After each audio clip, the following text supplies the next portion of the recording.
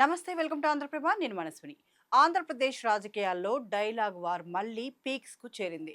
కాకినాడ జిల్లా తునిలో జరిగిన ఎన్టీఆర్ భరోసా పెన్షన్ల పంపిణీ కార్యక్రమంలో పాల్గొన్న ముఖ్యమంత్రి నారా చంద్రబాబు నాయుడు వైఎస్ఆర్ కాంగ్రెస్ పార్టీపై విరుచుకుపడ్డారు.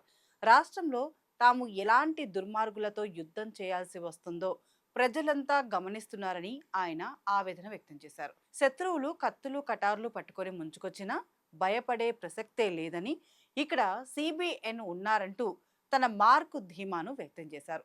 ఇటీవల నంద్యాలలో జరిగిన వైఎస్ఆర్ విగ్రహం ధ్వంసం ఘటన వెనుక ఉన్నది వైసీపీ కార్యకర్తలేనని, కానీ ఆ నెపాన్ని కూటమి ప్రభుత్వంపై నెట్టేసి రాజకీయంగా లబ్ధి పొందాలని చూశారని చంద్రబాబు మండిపడ్డారు. వైసీపీ నేతలు ఎన్ని నాటకాలు ఆడినా, ఎంత విధ్వంసం సృష్టించినా వాటిని తిప్పికొడుతూ రాష్ట్రాభివృద్ధే ఏకైక లక్ష్యంగా తమ ప్రభుత్వం ముందుకు సాగుతుందని స్పష్టం చేశారు. ఇదే మీటింగ్లో వైసీపీని ఉద్దేశించి చంద్రబాబు గొడ్డలి పార్టీ అంటూ చేసిన కామెంట్స్ ఇప్పుడు సోషల్ మీడియాలో హాట్ టాపిక్గా మారాయి. తెలుగుదేశం పార్టీ మొదటి నుంచి వైసీపీని గొడ్డలి పార్టీ అని పిలవడం వెనుక ఒక బలమైన రాజకీయ నేర నేపథ్యం ఉంది.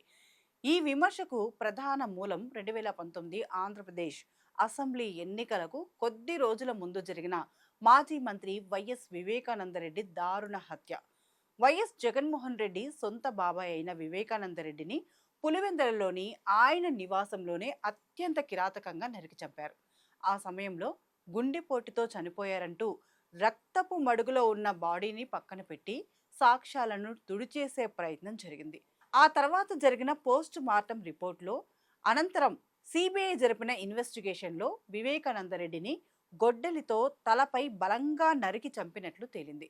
ఈ దారుణ హత్య కేసులో వైకాపాకు చెందిన కీలక నేతలు ఎంపీ అవినాష్ రెడ్డి కుటుంబ సభ్యుల పేర్లు ప్రధానంగా తెరపైకి రావడం, స్వయంగా వివేకా కూతురు సునీతారెడ్డి కోర్టులో పోరాటం చేయడంతో టీడీపీకి ఇదొక బలమైన పొలిటికల్ వెపన్గా మారింది.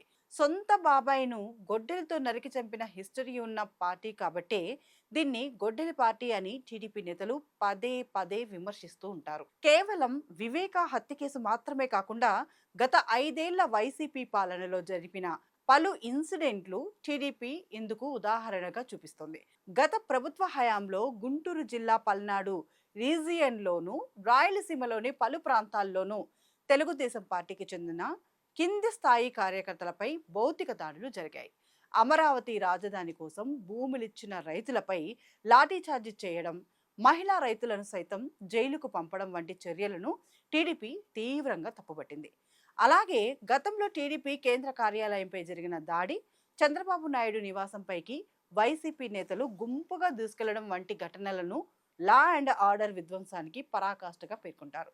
విశాఖపట్నంలో రిషికొండను తొలిచేసే నిబంధనలకు విరుద్ధంగా ప్యాలెస్లు కట్టడాన్ని కూడా రాష్ట్ర సంపదను గొడ్డలితో నరికివేయడమేనని కూటమి నేతలు అభివర్ణిస్తున్నారు.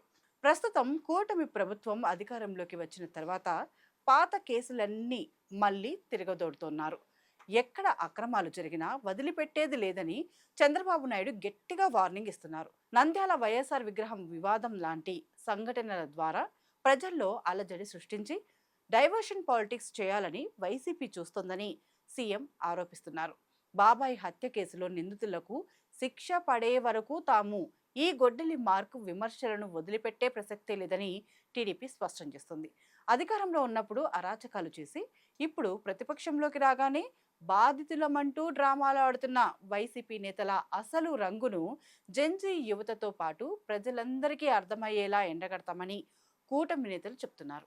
ఏదేమైనా తుని వేదికగా చంద్రబాబు చేసిన ఈ సంచలన కామెంట్స్ ఏపీ పాలిటిక్స్ను మరింత హీట్ ఎక్కించాయి.